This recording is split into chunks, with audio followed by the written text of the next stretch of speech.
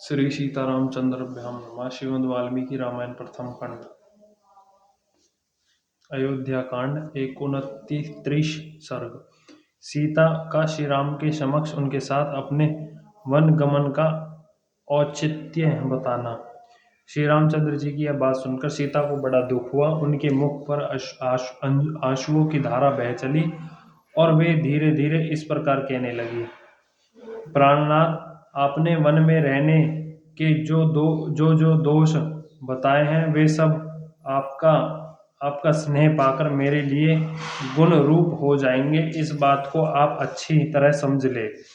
रघुनंदन, मृग, सिंह, हाथी, शेर, सरभ, चमरी, गाय, नीलगाय तथा जो अन्य जंगली जीव है वे सब के सब आपका रूप देखकर भाग जाएंगे, क्योंकि ऐसा प्रभावशाली रूप उन्होंने पहले कभी नहीं देखा होगा।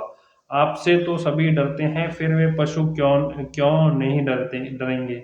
श्री राम, मुझे गुरुजनों की आज्ञा से निश्चय ही आपके साथ चलना है, क्योंकि आपका वियोग हो जाने पर मैं अपने जीवन का परित्याग कर दूंगी। रघुनाथ जी, आपके समीप रहने पर देवताओं के राजा इंद्र भी बलपूर्वक मेरा तिरस्कार नहीं कर सकते। श्री राम, पवित्रता स्त्री अपने पति से वियोग होने पर जीवित नहीं रह सकती। ऐसी बात आपने भी मुझे भली भांति दर्शाई है। महाप्राज्ञ, यद्यपि वन में दोष और दुख ही भरे हैं, तथापि अपने पिता के घर पर रहते समय मैं ब्राह्मणों के मुख से पहले यह बात सुन चुकी हूँ कि मुझे अवश्य ही वन में रहना पड़ेगा। यह बात मेरे जीवन में सत्य होकर रहेगी। महाबली, वीर, हस्त रेखा देखकर भविष्य की बातें जानने वाले ब्राह्मणों के मुख से अपने घर पर ऐसी बात सुनकर मैं सदा ही वनवास के लिए उत्सुक रहती हूँ। प्रियतम, ब्राह्मणों से ज्ञात हुए वन में रहने का आदेश एक न एक दिन मुझे पूरा करना ही पड़ेगा। यह किसी तरह पलट नहीं सकता। अतः मैं अपने स्वामी आपके साथ वन में अवश्य चलूंगी। ऐसा होने से मैं उस भाग्य के विधान को भोग लूंगी। उसके लिए यह समय आ गया है, अतः आपके साथ मुझे चलना ही है। इससे इससे उस ब्राह्मणों की बात भी सच्ची हो जाएगी। वीर, मैं जानती हूँ कि वनवास में अवश्य ही बहुत से दुख प्राप्त होंगे, परंतु मैं उन्हीं को दुख जान पड़ते हैं जिनकी इंद्रिय और मन अपने वश में नहीं है। पिता के घर पर कुमारी अवस्था में एक शांति परायण भिक्षुक के मुख से भी मैंने अपने वनवास की बात सुनी थी। उसने मेरे माता के सामने ही ऐसी बात कही थी।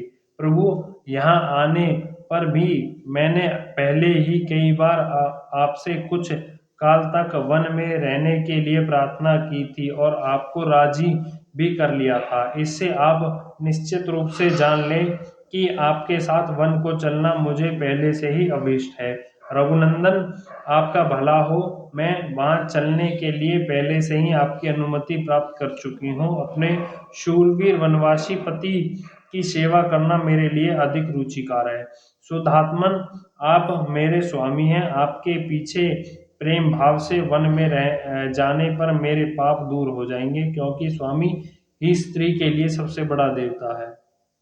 आपके अनुगमन मन से परलोक में भी मेरा कल्याण होगा और सदा आपके साथ मेरा संयोग बना रहेगा। इस विषय में यशस्वी ब्राह्मणों के मुख से एक पवित्र स्तुति सुनी जाती है, जो इस प्रकार है। महाबली, वीर, इस लोक में पिता आदि के द्वारा जो कन्या जिस पुरुष को अपने धर्म के अनुसार जल से संकल्प करके दे दी जाती है, वह मरने के बाद परलोक में भी उसी की स्त्री होती है।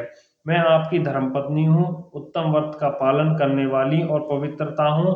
फिर क्या कारण है कि आप मुझे यहाँ से अपने साथ ले चलना नहीं चाहते।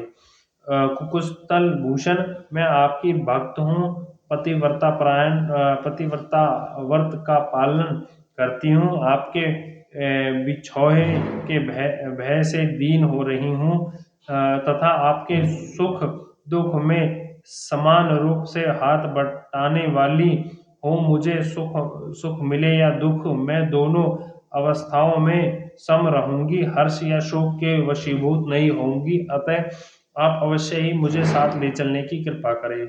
यदि आप इस प्रकार दुख में पड़ी हुई मुझ सेविका को अपने साथ वन में जाना नहीं चाहते हैं, तो मैं मृत्यु के लिए विष खा लूंगी, आग में कूद पड़ूंगी अथवा जल में डूब जाऊंगी। इस तरह अनेक प्रकार से सीता जी वन में जाने के लिए याचना कर रही थी, तथापि महाबाहु श्री राम ने उन्हें अपने साथ निर्जन वन में ले जाने की अनुमति नहीं दी।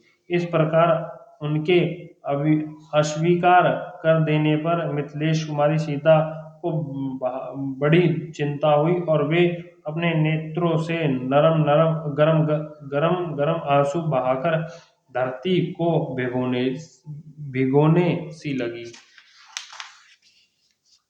उस समय विधेय नंदिनी जानकी को चिंतित और कुपित देखकर मन को वश में रखने वाले श्री रामचंद्र जी ने उन्हें वनवास के विचार से निवृत्त करने के लिए भांति भांति की बातें कहकर समझाया है। इस प्रकार श्रीमद् वाल्मीकि निर्मित अर्ष रामायण आदि काव्य के अयोध्या कांड में 29वां सर्ग पूरा हुआ। बोल श्यापति रामचंद्र की जय, पवन सुत हनुमान की जय, लक्ष्मण भरत शत्रुघ्न भगवान की जय। जय श्यापति रामचंद्र की जय।